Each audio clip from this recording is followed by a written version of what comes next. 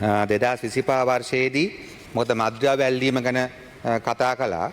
මේ සමහර මන්ත්‍රීවරු හොඳ දෙයට හොඳයි කියන්න බැරි තරම් අර අවුරුදු 20ක් 25 පාර්ලිමේන්තුවේ හිටියාම මම හිතනවා හොඳ දෙයට හොඳයි කියන්න බැරි තරම් පහළ මට්ටමට වැටෙන්න ඕනේ නැහැ කියලා. නමුත් අපි දැක්ක මේ සජපේ ජේෂ්ඨයි කියන කට්ටිය පොලිසිය මේ විශේෂ මාස කීපය කරන මහා ජීවිත අනතුරු නොසලකමින් කරන මේ මද්ද්‍රව්‍ය වලට මුණ දෙන එක ගැන අත්අඩංගුවට ගැනීම ගැන කිසිම අපි දැක්කේ නැහැ. ඒක නිකන් හැල්ලුල් ලක් කරා. ඒතර හෙරොයින් වැටලීම් 66704කදී කිලෝ 1597ක්, අයිස් වැටලීම් 75450කදී මොකද මේ එක වැටලීමක් කියන්නේ අත කැඩෙනකන් ලියන්න ඕන. ඊට පස්සේ මම හොයන්න ඕන. මේවා මේ නිකන් පික්පෝට් කාර හොනව නෙමෙයි අන්තර්ජාතික අපරාධ ජාලත් එක්ක කරන්න තියෙන්නේ. පොලිසියේ ඉන්නේ සාමාන්‍ය මිනිස්සු, දරුවෝ නෝනලා අම්මලා තාත්තලා ඉන්න අය. ඉතින් වැටලීම් 75450කදී කිලෝ 3143ක් වයන් තියෙනවා. ගංජා වැටලීම් 65111කදී කිලෝ 15612ක් අත්අඩංගුවට අරන් තිබෙනවා.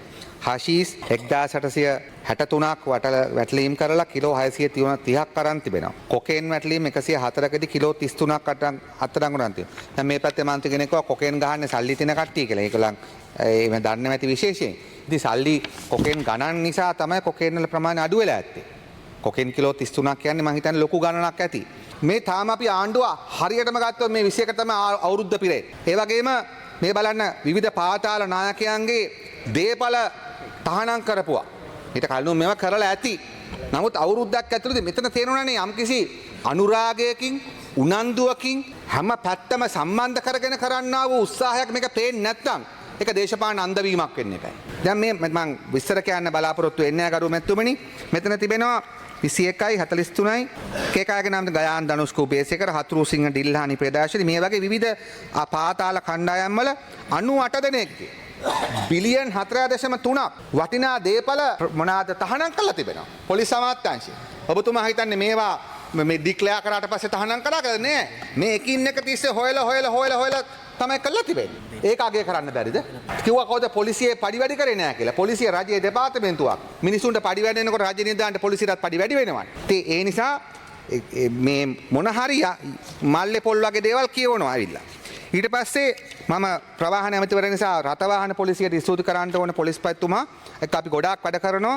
අපි ඔබතුමා දන්නවා ගරු සභාපති අපි ඔන්ලයින් වලින් දඩ ගෙවන්න පටන් ගත්තා. දැන් ඒකෙන් කරගෙන යනවා. අපි බලාපොරොත්තු වෙනවා මේ අවුරුද්ද දෙසැම්බර් 31 වෙනකොට මුළු ලංකාවම රථවාහන දඩ ඔන්ලයින් වලින් ගෙවන්න.